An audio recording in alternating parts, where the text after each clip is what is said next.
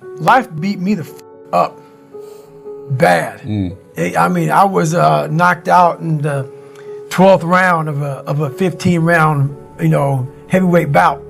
I was knocked out. But what happened was, in the 12th round, when the challenger turned his back on me, I was getting the up. And I got up and won the next 3 rounds and knocked that motherfucker out in the 15th round. So that's my mind about can't hurt me. I was hurt, man. Like, literally, I had to overcome so much those first 26 years of my life, and I still do every day today. It's not over. But the mentality of can't hurt me is just that. No matter what's in front of you, man, you have to face, you have to confront, you have to overcome and move forward. So my father, some of the kids that bullied me, my learning disabilities, all these things I went through in life, stuttering, has so many different issues, failing and failing and failing, I had to overcome them. Or they would have overcame me. Yeah, those scars are real. Those scars are proof that, your past is real. So they're never gonna go away. I own them, but I'm proud of my childhood. I'm proud because without all of these lessons in life, and everybody says this bullshit, I mean it. I mean it, because I was able to look at my childhood and how I grew up as the ultimate training ground for my life. There has to be some people on this planet Earth who have my mentality. As gross as it is to some people, and as far off as it is and not understood, there has to be some people like me on this planet Earth. Has to be some warriors out there that are able to take this mindset and do something with it. So that right there, once you are able to look at your life and realize that all these bad things are actually the ultimate training ground for what you're going to, encounter in life, you start looking at your past very differently. I'd learned how to hold myself accountable, and I knew I could take a man's soul in the heat of battle. I had overcome many obstacles and realized that each of those experiences had calloused my mind so thick I could take on any challenge. All of that had made me feel like I dealt with my past demons, but I hadn't. I'd been ignoring them. My memories of abuse at the hands of my father, of all those people who called me nigger, didn't vaporize after a few victories. Those moments were anchored deep in my subconscious, and as a result, my foundation was cracked. In a human being, your character is your foundation, and when you build a bunch of successes and pile up even more failures on a fucked up foundation, the structure that is the self won't be sound. To develop an armored mind, a mindset so calloused and hard that it becomes bulletproof, you need to go to the source of all your fears and insecurities.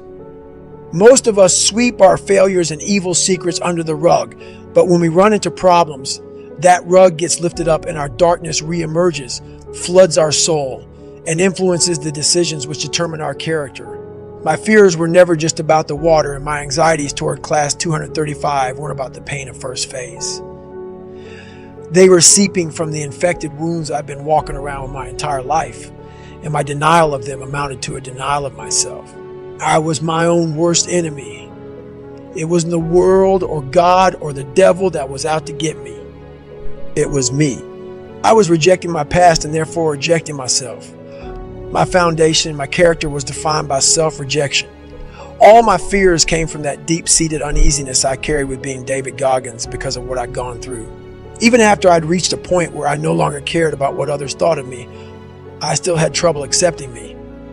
Anyone who is of sound mind and body can sit down and think of 20 things in their life that could have gone differently, where maybe they didn't get a fair shake and where they took the path of least resistance.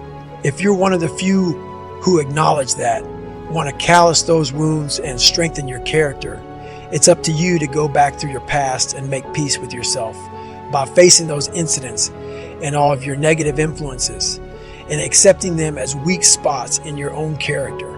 Only when you identify and accept your weaknesses will you finally stop running from your past. Then those incidents can be used more efficiently as fuel to become better and grow stronger. Right there on Mom's couch, as the moon burned its arc in the night sky, I faced down my demons. I faced myself. I couldn't run from my dad anymore. I had to accept that he was part of me and that his lying, cheating character influenced me more than I cared to admit. Before that night, I used to tell people that my father had died rather than tell the truth about where I came from. Even in the SEALs, I trotted out that lie. I knew why. When you get beat up, you don't want to acknowledge getting your ass kicked. It doesn't make you feel very manly. So the easiest thing to do is forget about it and move on. Pretend it never happened. Not anymore. Going forward, it became very important for me to rehash my life, because when you examine your experiences with a fine-tooth comb and see where your issues come from, you can find strength in enduring pain and abuse. By accepting Trunnis Goggins as part of me, I was free to use where I came from as fuel. I realized that each episode of child abuse that could have killed me made me tough as hell and as sharp as a samurai's blade. You don't want to break open that callus, that scar on your mind. You don't want to break, you have to break it open, let that blood flow. You have to let blood flow in your brain. You have to let all that stuff flow out. All that toxic stuff that you have trapped in there has to start flowing out now. So, like you said, you are doing this to yourself. Yes, people may have helped you get there, but it's now on you. It's a painful truth. Painful truth. Like all those people in high school and everything else, they don't know how you're going to end up. So you got to make sure that you constantly are rewriting your book. You have to constantly rewrite your book every day of your life. And these aren't just words I say. This is how I have to live. Like, these are conversations I have with myself. And I say it everywhere I go. The most important conversation when you have with yourself. You live with it every single day. But most of our conversations are not the right ones. They're not the ones that are going to push us to the place we need to go. They're the ones that are going to keep us sitting in that toxic environment that you've helped create and everybody else helped create, and you just live in it. You live in that muck, and that conversation just plays in your head, and that becomes you. So my first conversation when I was absolutely nobody, and that's one thing you have to say. We live in a world now that's so kind. We find the kind way around everything. Like, if you don't look good, I have to find a kind way of saying, I don't like your shirt. That's not the approach. If that's the approach you're looking for, that book is not for you. Can't Hurt Me is not for you. The approach you have to take, at least I took, you take whatever approach you want. The conversation had to be a real, honest conversation in the accountability mirror of, guess what? I was fat. Don't find a kind word to say that, you know what? I've gained some weight. No, you're fat. When I couldn't read, not like, hey, you have a learning disability. No, I cannot read. I have a 4th grade reading level. I'm struggling. And sometimes I call myself stupid. Not in a way to put myself down. So don't take it like, my God, those are so hurtful. Yeah, they're hurtful. Dishonest. The conversation has to become an honest conversation of where you're at mentally. Where am I at mentally? I look like shit. I feel like shit. I'm falling behind in school. I'm lazy. My house is a mess. You have to look at what it is and call it what it is. Don't find words to make yourself feel better, because so we hang around people that make us feel better, that tell us what we want to hear, not what we need to hear. And so we stay away from those people. And we stay away from those people, like our internal dialogue becomes that kind, it's okay. It's not okay. So that's where it starts. It starts with that accountability of, it's not okay anymore. This can no longer be okay. And calling yourself out for exactly what you are and exactly how you need to fix it. That's where it starts. Because the only way we can change is to be real with ourselves. If you don't know shit and have never taken school seriously, then say, I'm dumb. Tell yourself that you need to get your ass to work because you're falling behind in life. If you look in the mirror and you see a fat person, don't tell yourself that you need to lose a couple of pounds. Tell the truth. You're fucking fat. It's okay. Just say you're fat. If you're fat, the dirty mirror that you see every day is going to tell you the truth every time. So why are you still lying to yourself? So you can feel better for a few minutes and stay the fucking same. If you're fat, you need to change the fact that you're fat, because it's very fucking unhealthy. I know, because I've been there. If you have worked for 30 years doing the same shit you've hated day in and day out because you were afraid to quit and take a risk, you've been living like a pussy. Period. Point blank. Tell yourself the truth, that you've wasted enough time and that you have other dreams that will take courage to realize, so you don't die a fucking pussy. Call yourself out. Nobody likes to hear the hard truth. Individually and as a culture, we avoid what we need to hear most. This world is fucked up. There are major problems in our society. We are still dividing ourselves up along racial and cultural lines, and people don't have the balls to hear it. The truth is racism and bigotry still fucking exist, and some people are so thin-skinned they refuse to admit that. But if you are the only, and you aren't stuck in some real-world genocidal twilight zone, you better get real too. Your life is not fucked up because of overt racists or hidden systemic racism.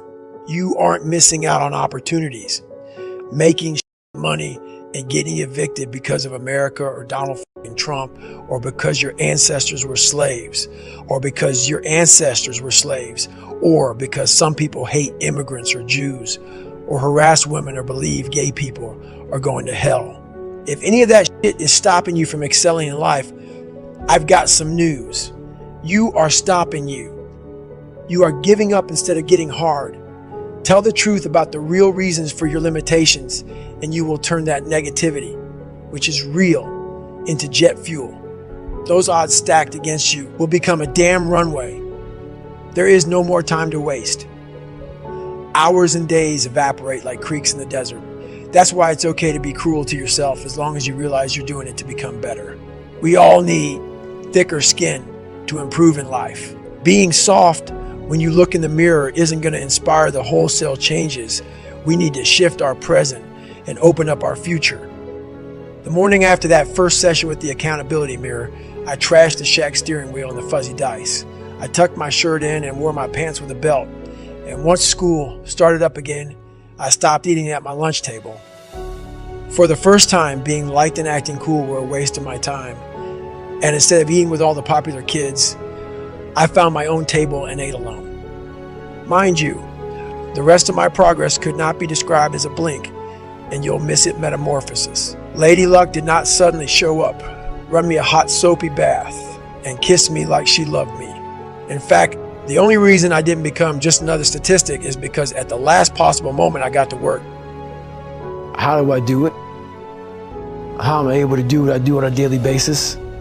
How do I fight the demons? Because they hear me speak and I'm very raw and real. How do you fight my insecurities? All these things. And they're there every day.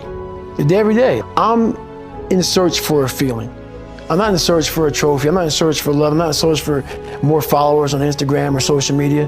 When I started this journey years ago and I realized that I'm going to be somebody and I'm searching for a feeling of true victory for myself and only myself. The second I shut out the whole world and realized that one thing, that I am in this world alone. I'm fighting in this race by myself. Yeah, I'm all about people. I'm all about team. I'm all about that shit. But I'm really all about right now and in my life, no one knows the real truth about me, how hard I really go. I don't care if anybody knows. I don't want anybody to know. I'm an introvert. I live an introverted life. And I love that about me.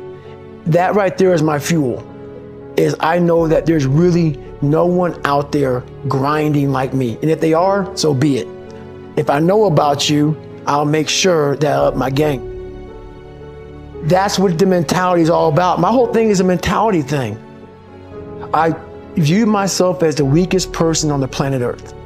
I was just an insecure, scared kid. And the only way I could find myself was through putting myself through the worst thing possible. My goal in life was to, in my mind, believe I'm the hardest man alive. And that's why the whole thing is can't hurt me. That's what it's about. It's about whatever you think you are, you have to make that dream a reality. But that's where the hard part is. is making that dream reality. That's where the hard work comes. That's where people know, how do you keep grinding every day? You have to make those insecurities, those fears. Like when I was 300 pounds, I didn't have any drive. I'm gonna go be a Navy SEAL. What kind of stupid shit is that, 300 pounds? There wasn't like a drive to go be a Navy SEAL. I was an insecure, lying kid, afraid. I had to look in my insecurities and in my fear and find drive in that. We're all looking for passion. Passion's all around you.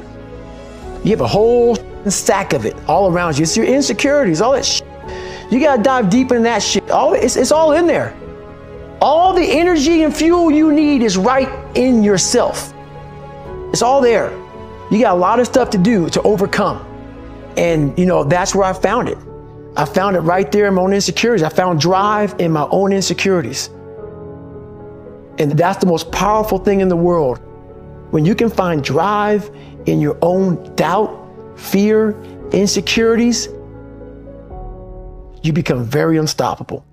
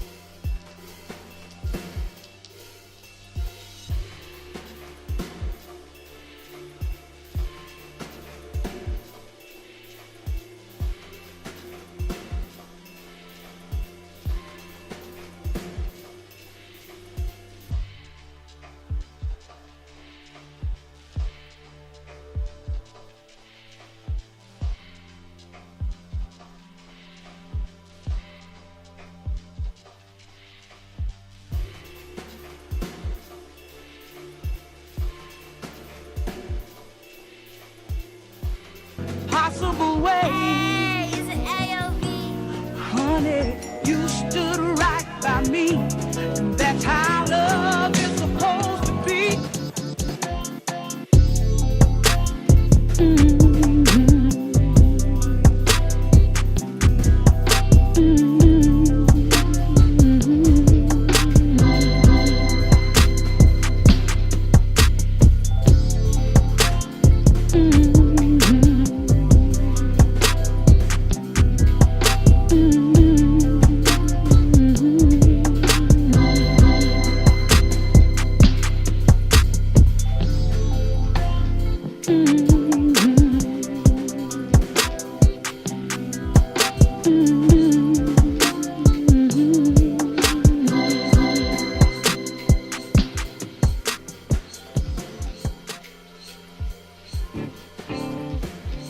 There's a crisis in the White House, What's the crisis? and the president's top advisors have been called together. Oh, jeez. sexual misconduct occurred inside the Oval Office. With the election only days away, how much will this scandal affect the outcome? The president spent the weekend pressing the flash. He wasn't campaigning, he was dating, actually.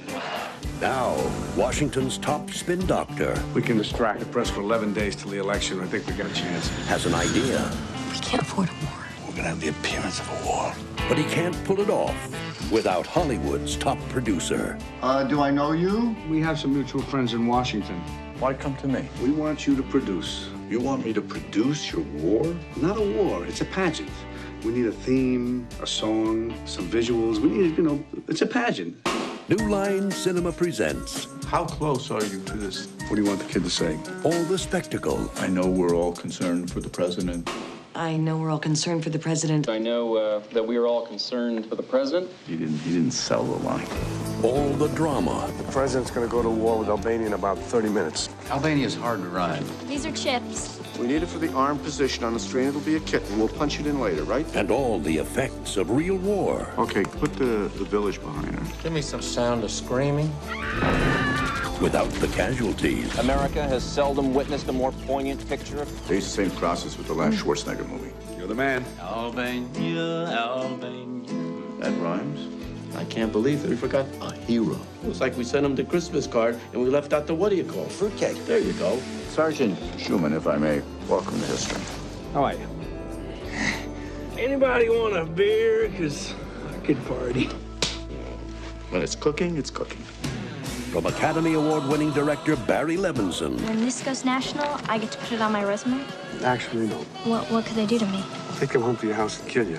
Academy Award winner Dustin Hoffman, This is politics at its finest. Academy Award winner Robert De Niro, How would you like an ambassadorship? That's my payoff. Hell, I just do it for a story to tell. Oh, no, you couldn't tell anybody. Listen, I'm just kidding. No, I mean, you couldn't tell. No, it's just it's a pageant. It's a pageant. That's what it is. Wag the Dog, When the fit hits the shan, somebody's gonna have to stay after school.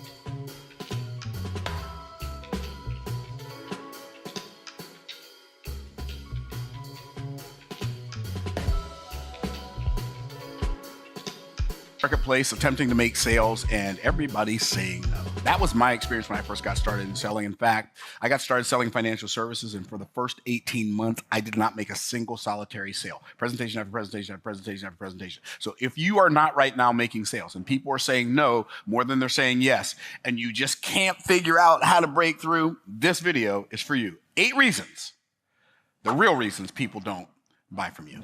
Okay, what are they? Reason number 1 is they don't believe you. And the reason they don't believe you is because the way you're presenting your message is telling them not to believe you. What does that even mean? Well, people don't see you through their eyes. They see you through your eyes. What does that mean?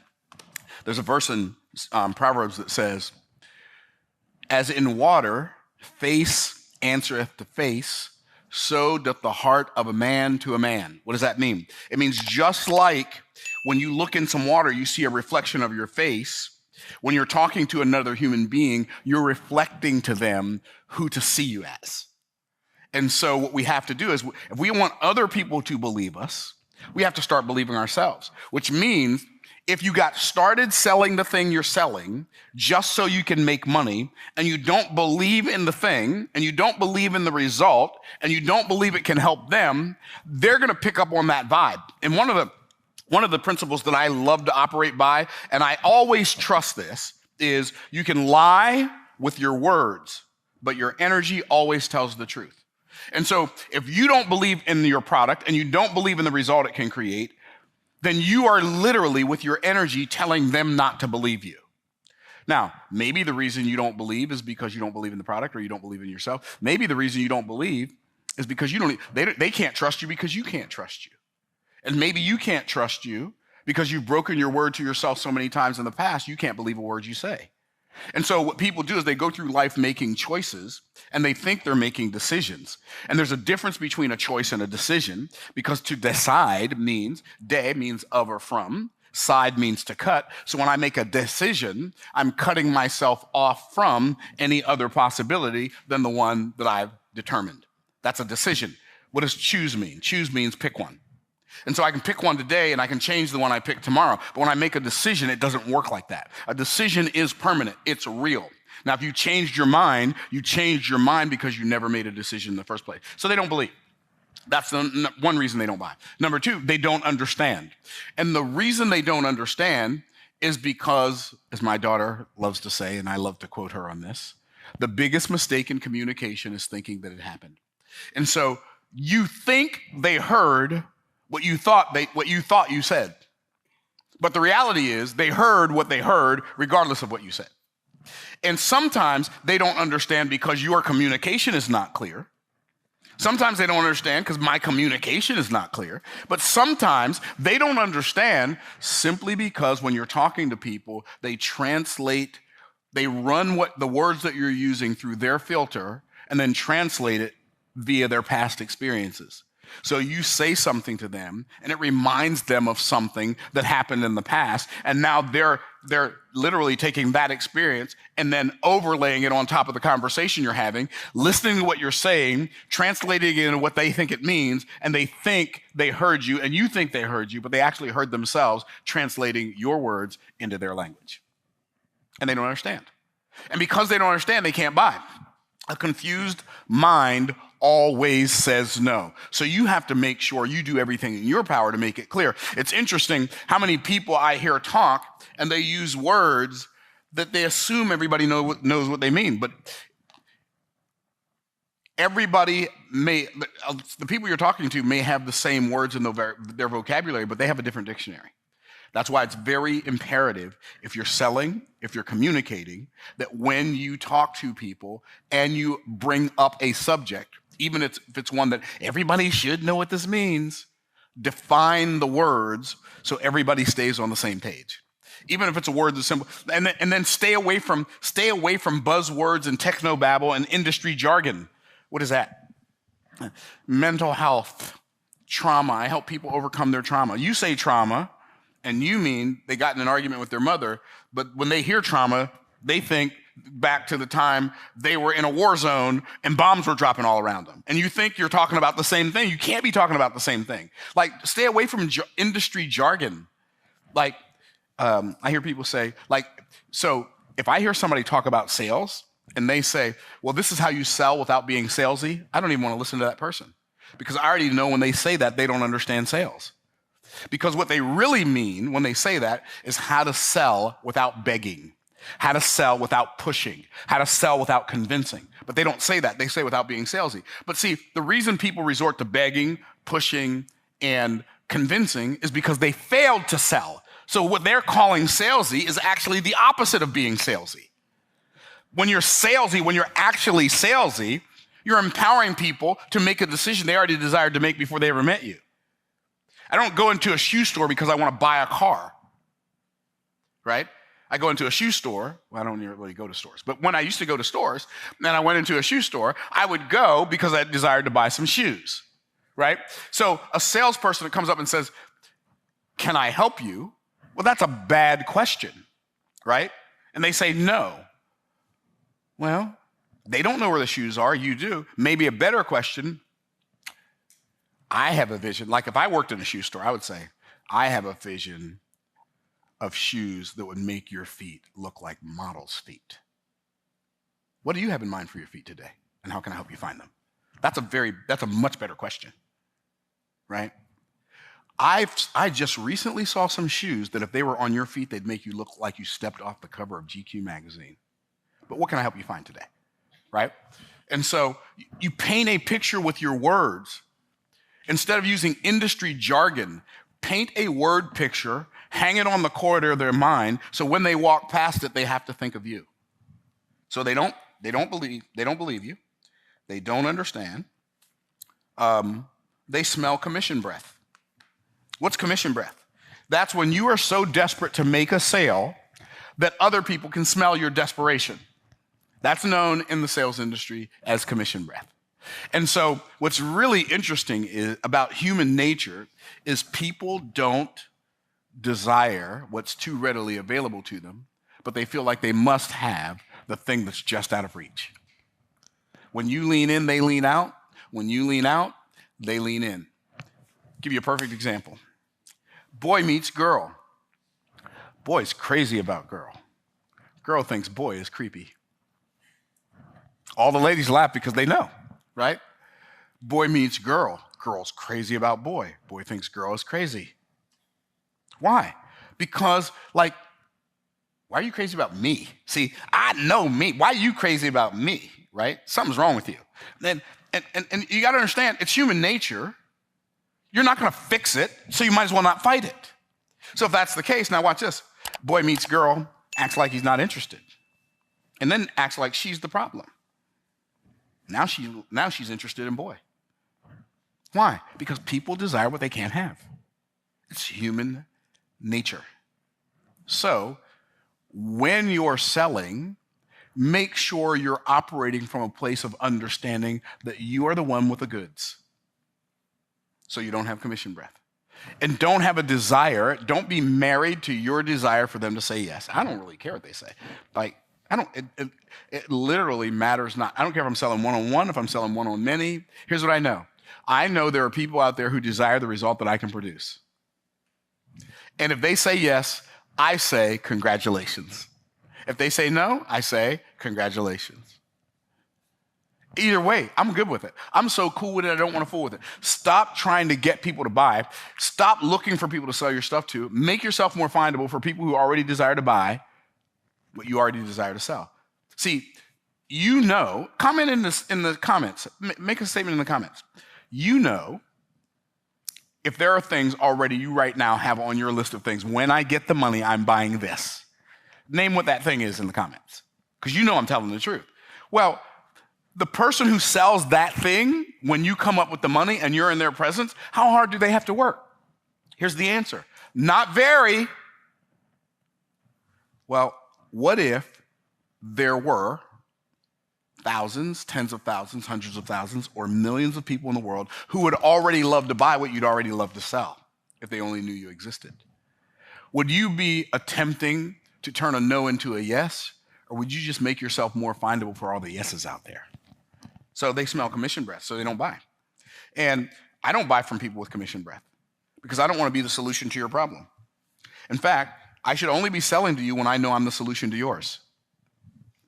Let that one grow on you. They don't see the need. One of the reasons people don't see the need is because people who are obnoxious in sales are obnoxious because they think everybody needs this. Other than food, oxygen, and water, pretty much some clothing, there's nothing else that everybody needs. So if you think everybody needs your stuff because it's that great, you are delusional. Okay, so they don't see the need. What else? Next reason people don't buy is they don't believe it's worth the money. Now, I know, here's what happens. Most people, when people aren't buying, the first thing they do is they start lowering the price because they think the price is too high. It's not that the price is too high, it's that the value is too low. And when I say the value is too low, I'm not even talking about the intrinsic value of the offer. I'm talking about the perceived value of the offer. Because offers have two values. They have the intrinsic value, that's the utilitarian value, and then they have the perceived value. That's the status value, right? That is the felt value. And people will pay more for a higher perceived value than they will for a higher intrinsic value. Like a car is a car is a car is a car. So why are some cars $30,000 and some cars $300,000? Why? Well, because the $300,000 car has a higher perceived value. The tires are not more round than the tires on the $30,000 car. The air conditioner is not much colder. The car's probably faster, but we have speed limits. So what difference does that make? And so it's like, how does Louis Vuitton sell an imitation leather belt for $795? Because they pack it with perceived value. Louis Vuitton has persuaded millions of people to believe that if you put my initials on your clothing or your handbag or your wallet, it makes you more valuable. What? So they don't see the value. They don't believe it's worth the money. And the only way to help them see that it's worth the money is for you to uncover more value. And I did a whole video on how to increase the perceived value of your offers, or of your products. So you can go watch that video. Released it a couple weeks ago. Okay, so they don't believe it's worth the money. They haven't counted the cost. This is when you have somebody in front of you, and this product is a product that would absolutely benefit their family or their person, but they say no. Why?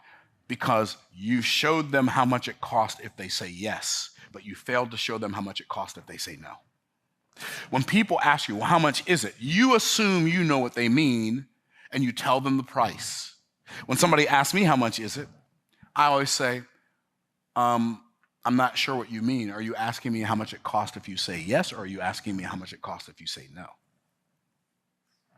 And I let them tell me which answer they're looking for. And guess what? If they say, well, I want to know how much it costs if I say yes. Great. I'm going to tell you that, but first I'm going to tell you how much it's going to cost if you say no. Why? Because you should never reveal price before uncovering value, because if you do, the answer is always no. It doesn't even matter if it's something like this video. What did I do? I uncovered the value. I'm going to show you the 8 reasons people don't buy. What did I do? I uncovered the value first. Now, if I only show you 6 reasons, the number one comment I'm going to get in the comments is, where are the other 2 reasons? What are the other 2 reasons, right? Because I said 8, and people are taking notes, and they're like, okay, that's 1, that's 2, that's 3, that's 4, that's 5.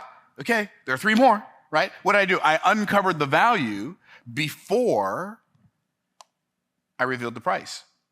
And now, clearly people will be able to see on YouTube how long this video is before they start watching it. But anyway, they haven't counted the cost. You revealed the value. You revealed the price before you revealed the value. So that's 2 separate ones. They haven't counted the cost. That's number 6. You revealed the price before you revealed the value. And the last one's going to blow your mind. This is probably the biggest sales mistake anybody who sells anything ever makes. Matter of fact, I think I should turn it into a course and sell it to you. Just kidding. Okay, so they didn't participate in your presentation. People do things for their reasons, not yours. If you do a sales presentation as a monologue, you are almost forcing people not to buy. What you have to do is you have to learn how to lead and pace a conversation. What does that even mean? Number one, you have to ask a lot of questions. Ask a lot of what? Ask a lot of questions. And then when you ask a question, wait for an answer. Wait for a what? Wait for an answer. You want to make statements and ask them to repeat it. If you're doing a presentation on a Zoom and you make a statement, you ask them to repeat it in the chat. You say, okay, type in the chat, yes. Type in the chat, okay. Type in the chat, I'm in. Get people responding to you. The more they do and the more they say, when you are selling to them, the more likely they are to buy. The less they say and the less they do, the less likely they are to buy what you are selling, period. And I see people do presentations all the time, and it's a monologue.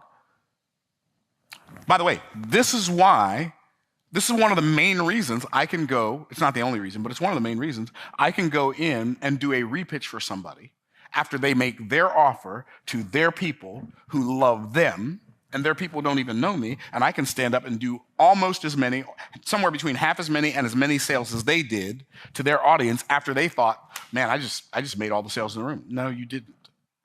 And one of the main reasons is because you were talking to them, I was talking with them. It'll change the game. You'll increase your revenue. It doesn't matter if you're selling cars, houses, insurance, courses, it doesn't matter. The more they say, the more they do, the more likely they are to buy. If you will follow these principles, I promise you, your sales will increase in multiples, probably 100, 200, 300% over what they are right now, maybe even more. So I trust that this video helped you. Those are the 8 reasons people don't buy your stuff. Fix any of them, your sales will improve. Fix all of them, your sales will improve drastically. Thanks for watching. We'll see you on the next video.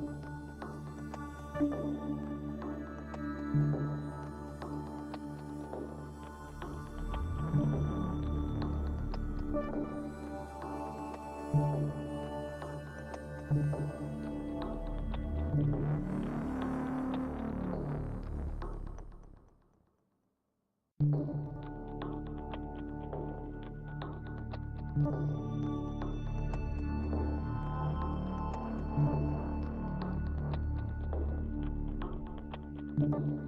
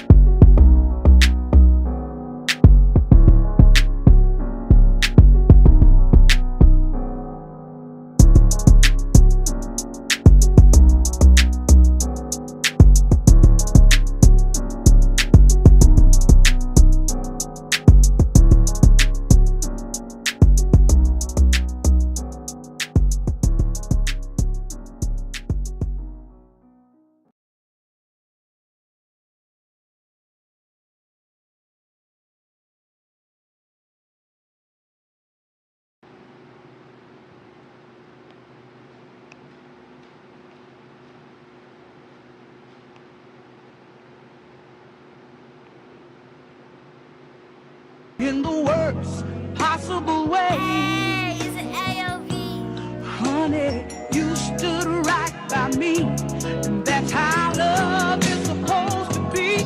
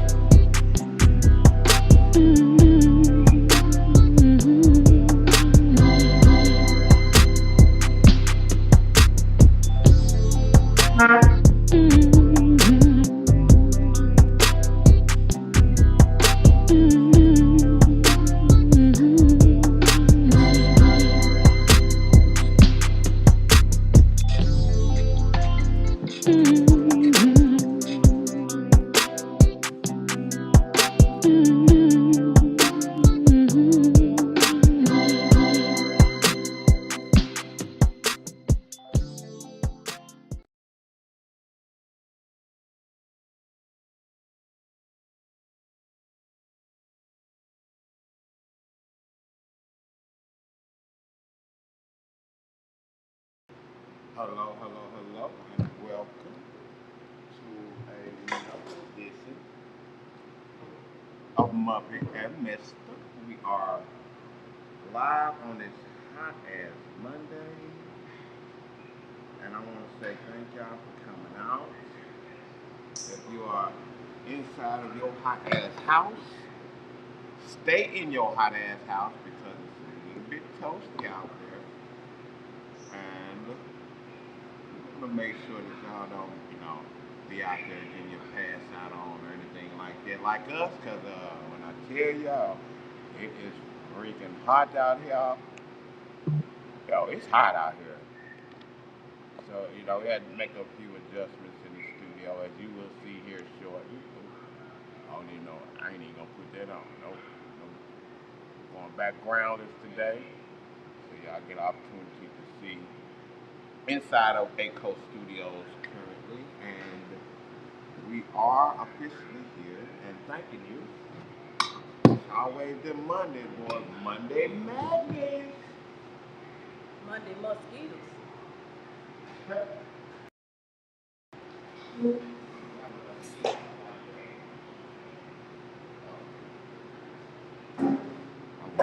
must sound here way over there somewhere. It's right up under me. But I do want to say hello and welcome to everybody. Hey y'all. Oh, I'm just not prepped right now.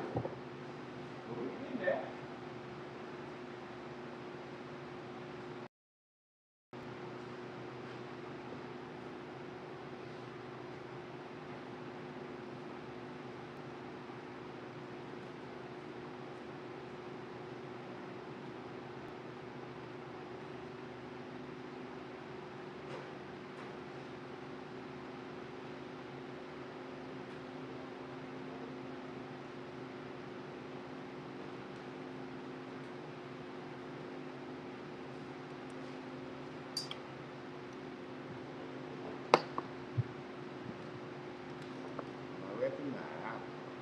Just get warmed up to y'all today. Y'all, I'm hot. I'm here. I'm just. After I said get warmed up today, I had to think about that statement.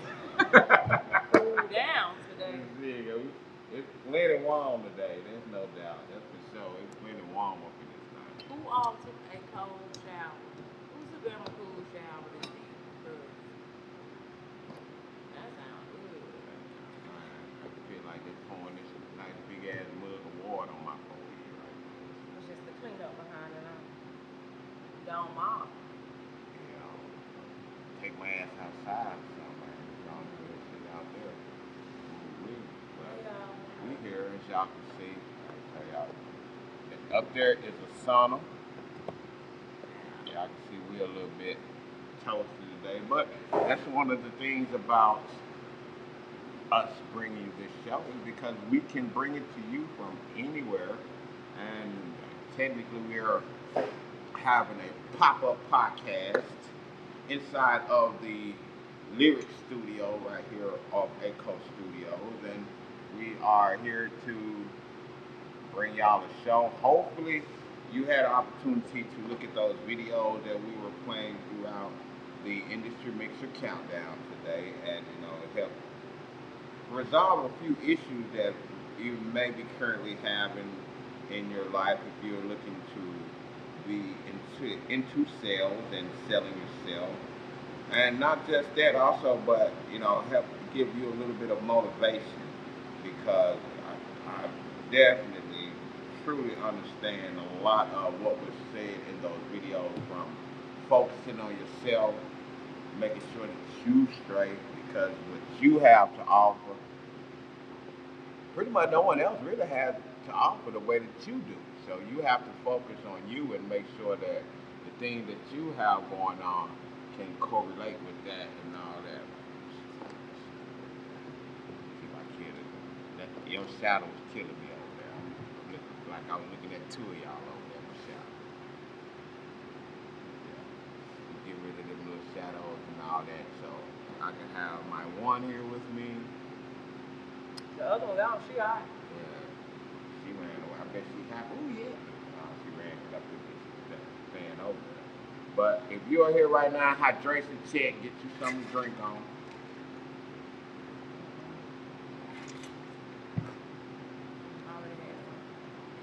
I drink some for her too.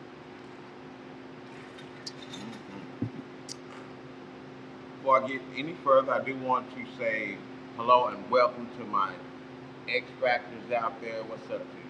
Those who are on YouTube, those of you who are on Facebook, we definitely appreciate you. And of course, I want to give an extra special shout out to those who are inside of the Rumble Room right now.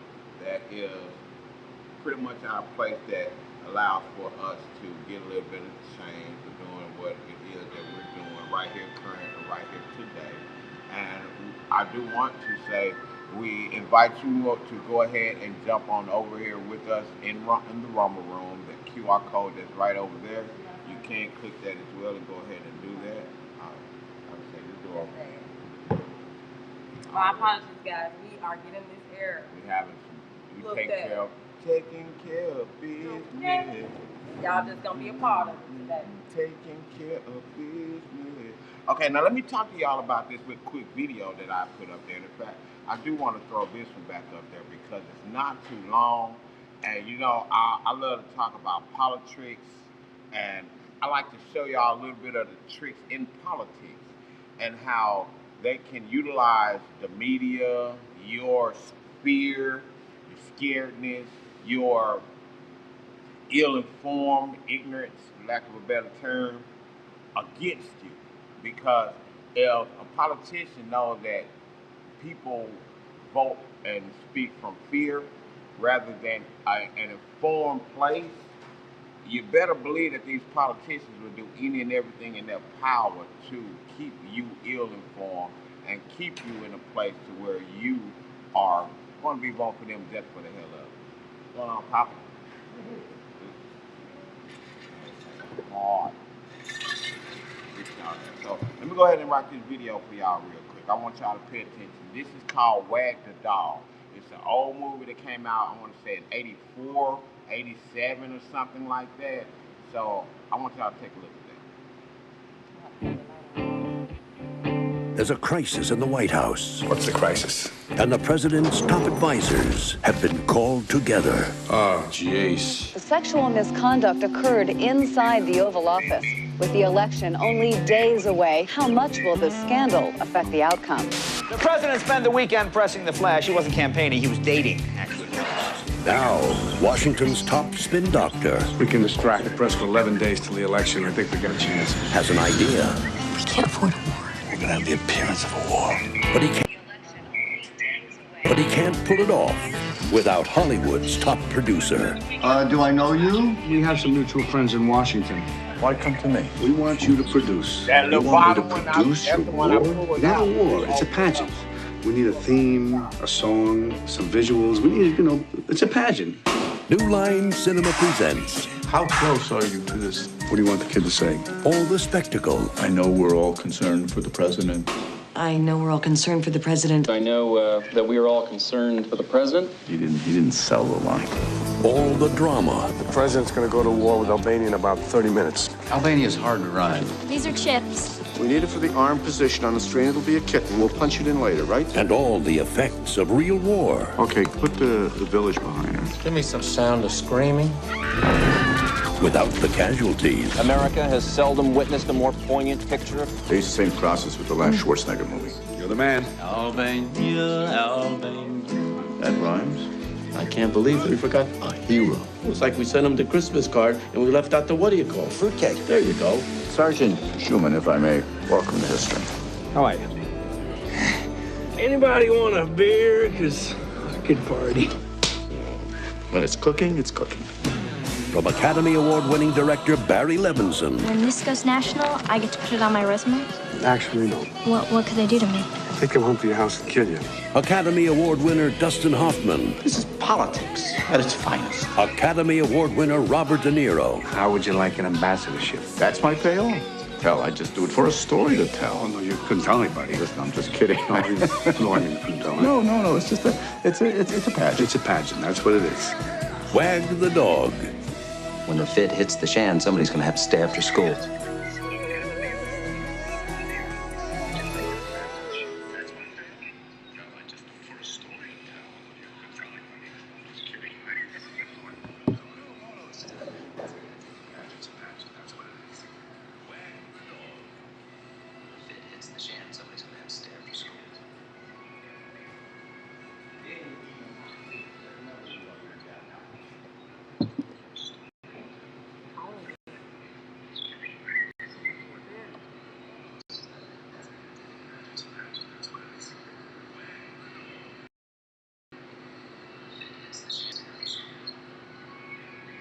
Alright, well, we are back. I hope that whole video played. The fact looking at that, we still good up there. So let me go ahead and press this window down here on my iPad so that we can give y'all clear talk and clear sound of everything that we have going on. But said you had something you want to say on that one? Heather? So the little clip that y'all just watched was wag the dog. It was weird watching him put together a career, but that lets you know how people are doing things now with creating something that's not there just for their own benefit. So you have to be careful. You have to be careful with nothing around election time. And a lot of it probably was fixed, in a real life election. Well, y'all, we getting our air work done. Hopefully we got some good results. Hopefully got some good results and they can get us cruising out because it's hard.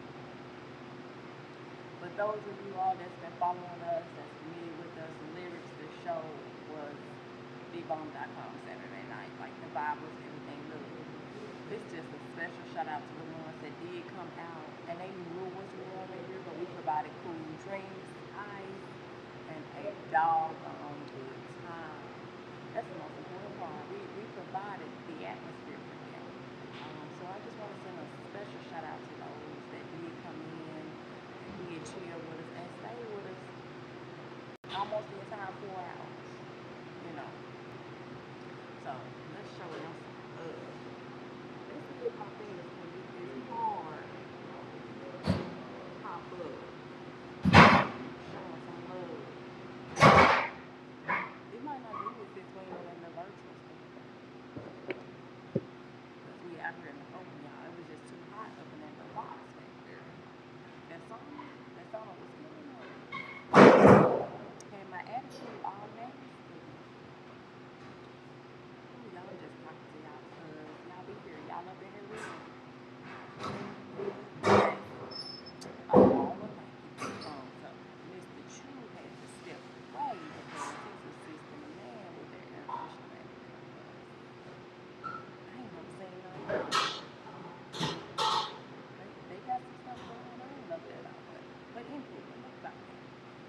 Everybody that's in this rumble room with us or wherever you are, could you say hello and post where you're posting from?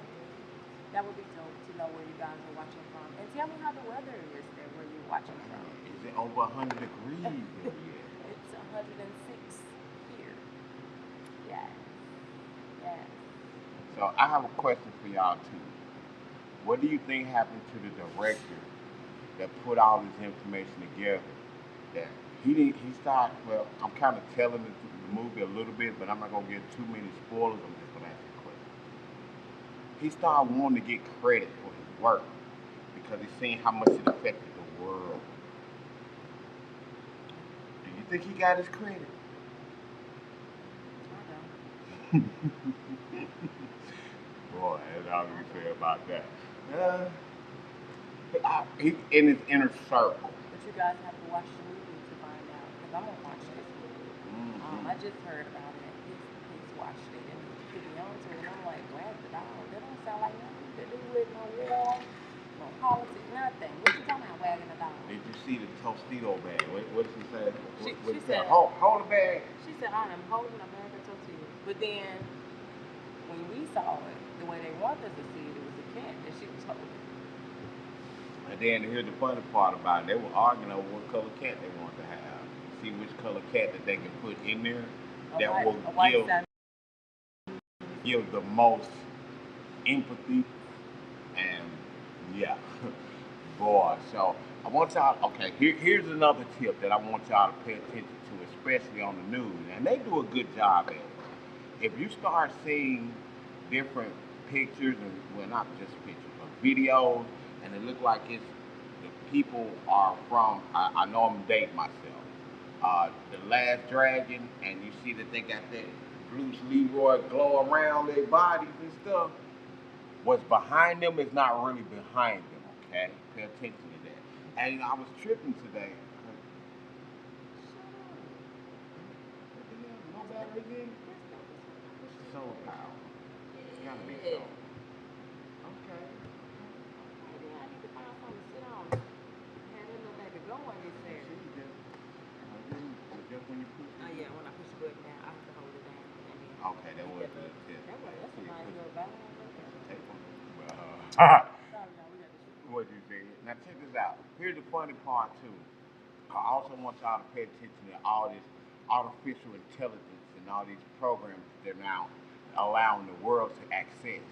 These are different programs that will allow for you to take a voice of anybody and pretty much just say anything about it. And the funniest part today, it's crazy how all this falls together. On my way to Dollar General today, I was listening to a commercial.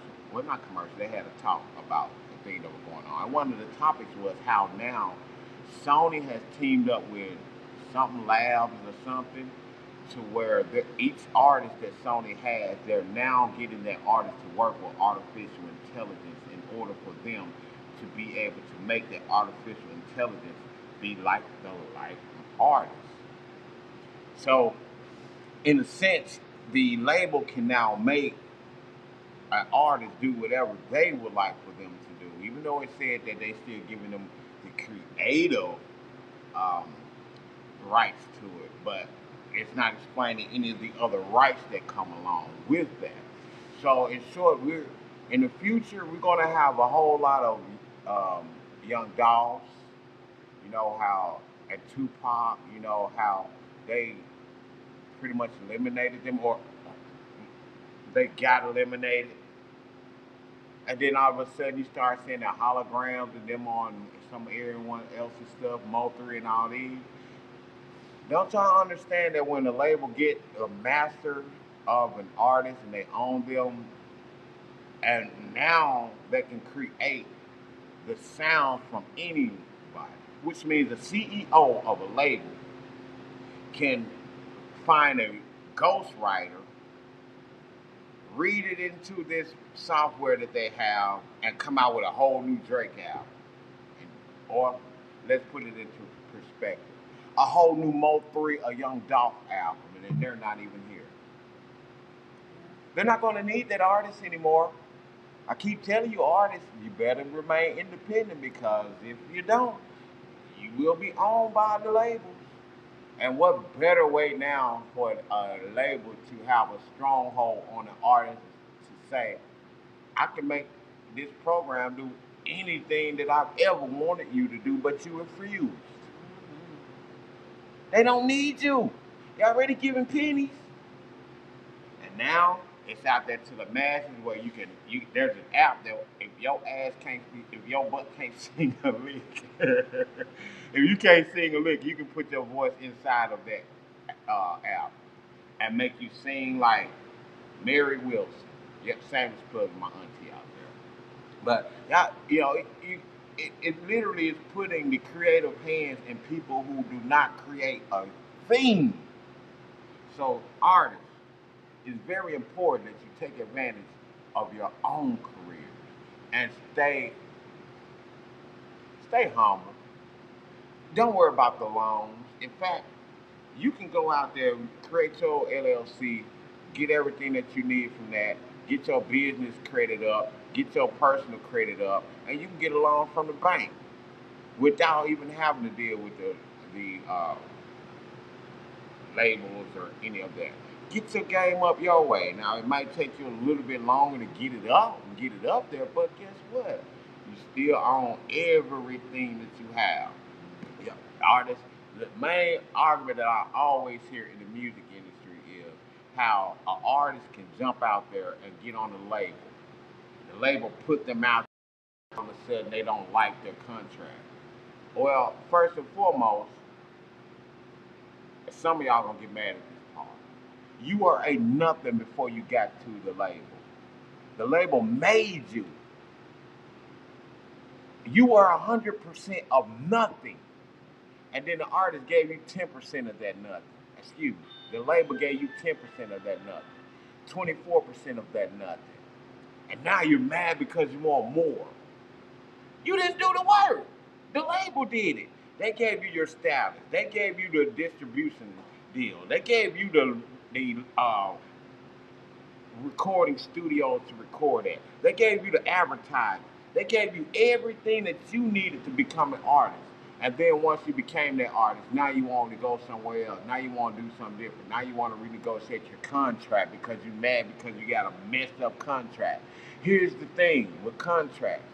There is no such thing as a messed up contract if you signed it. Because the moment you signed it, both sides are holding their agreement in it. You agreed to those pennies when you was hungry, and now you're full. Now that little bit of pennies don't look too much good for you anymore. Now the contract isn't what changed. It's your whole attitude that changed. Now who's it to blame? The label that knew that they were giving you pennies on a dollar, or you for being hungry? What's the deal on? Okay. As y'all can see out there, we working on getting this nice cold crisp play. So if any of you have been to Lyrics the Show lately, you know that this is technically the hottest spot in the Delta. Yes.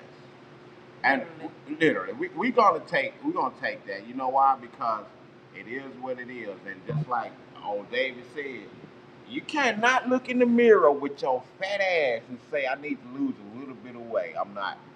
I'm okay. When the mirror is telling you you're a fat ass, you know you're a fat ass. You have to face that mirror and say, I am a fat ass. I'm now tired of being this fat ass. Let me do something about it. So, we're doing something about it. One, we're making sure that we're increasing the environment and making this environment something that you can be proud of. Definitely something that you can be proud of, from the music, the hostess, the comedy. The food and stuff, and shoes, brew. Hey, listen. Wherever you at in the world and you decide you want to come down just to show us some love. You know, because see, some people be like, nah, I don't want to go. But I'm going to go because I want to see if they really got all this going. Hey, come. But I'm going to warn you now. Oh, my God. Don't come with no full three-piece suit on right now. I was going to tell them don't drink the Chew Brew because, listen, I was the taster. You know, he was the bartender. He was getting everything. He was getting Chew's Brew ready. You know, it consists of juice, of special juice. And the event started at 9 p.m. I was already there at 7. Yeah. I don't play no games with it. So yeah, just warning you. You want to have a good time, though? You come on down. In fact, don't even come out this weekend. Don't even fuck with us, because y'all don't fuck with us like that. If y'all don't come out, guess what's going to happen? Well, one, we're going to be a little bit upset because we in here by ourselves. I'm not. I'm going to do it again. I'm going to get some shoes. I ain't going to lie. I was going to say, I really don't give a damn. And turn over. I was just looking back for the books that I was going to do, but I didn't see none back there. But listen, we're gonna back it up for just a moment to go back to this technology. I don't think, because you didn't ask me how I felt about this new technology. I don't like it at all. I don't like the fact that they have the technology now where it can compromise. It can compromise everything you got going on in a sense.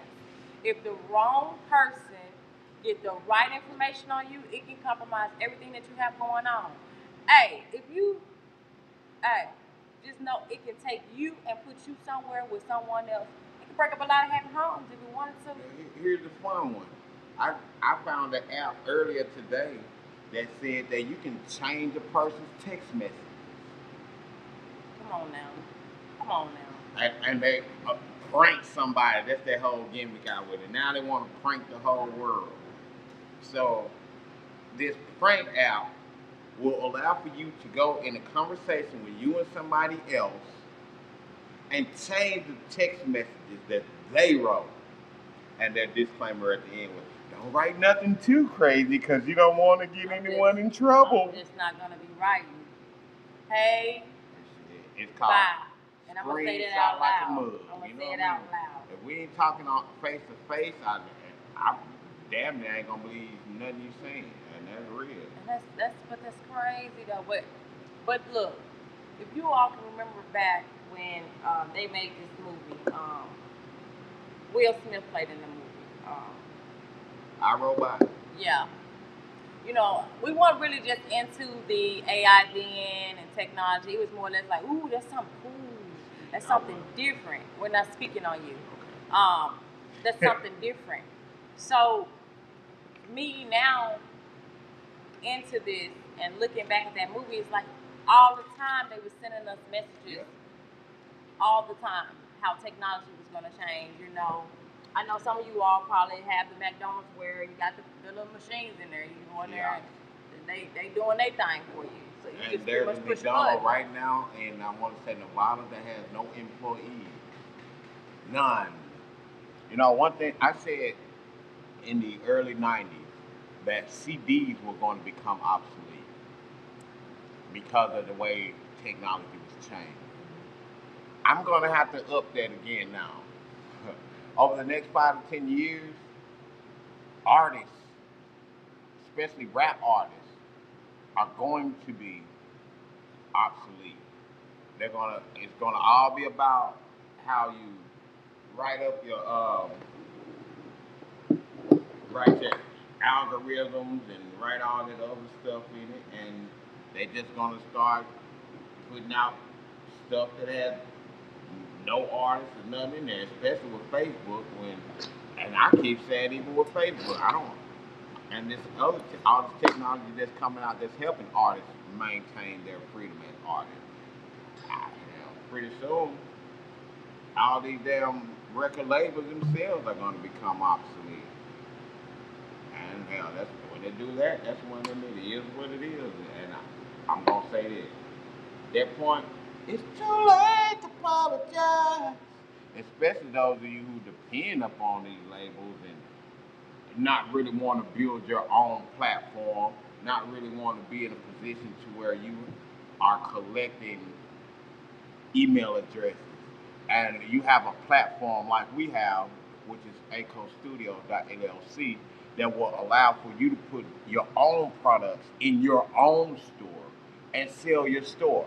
You just have to get out there and grind. And again, one of the things that we haven't put into place that I've been saying that each and every one of you as artists have to do is start taking advantage of the ads and stuff on these social media platforms, like the Facebook ads. You can get directly in front of people just by merely going through the platform that you already use. You don't have to use a record label. You don't have to go and have anyone really for distribution. Although it's good to have a distribution network already set up to where you can put your music out there and then start playing instantly, but they're going to ask for their money in return.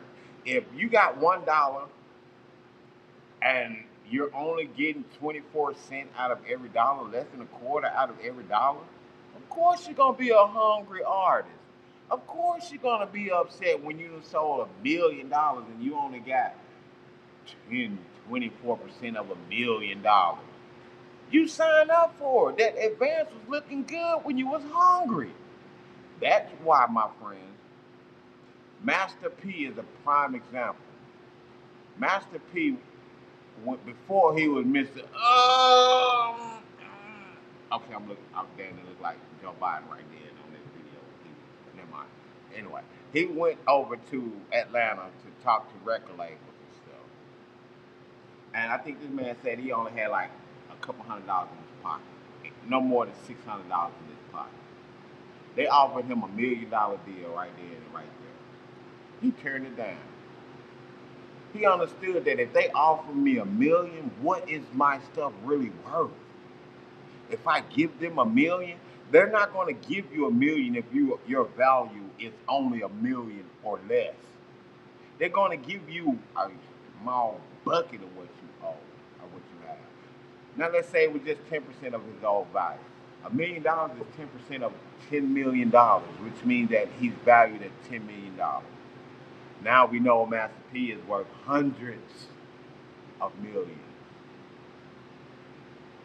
Be patient, my friend. I'm trying, but it's hot. It is. It's hot, and I'm itching. Some keep biting me. I don't know if the mosquitoes or the flies, but you know, both of them is flying around in here. It might be the heat pop. Did y'all hear my opinion on that? Did y'all get what I said? I don't think because I was back over there. Yeah, you did. You were sitting right here when I was talking about the technology. Oh, the last part of it. Okay, I got it. Yeah. Well, how about this tech be teching? It is Monday. We got stuff that we can do to prepare for our future right now. One of them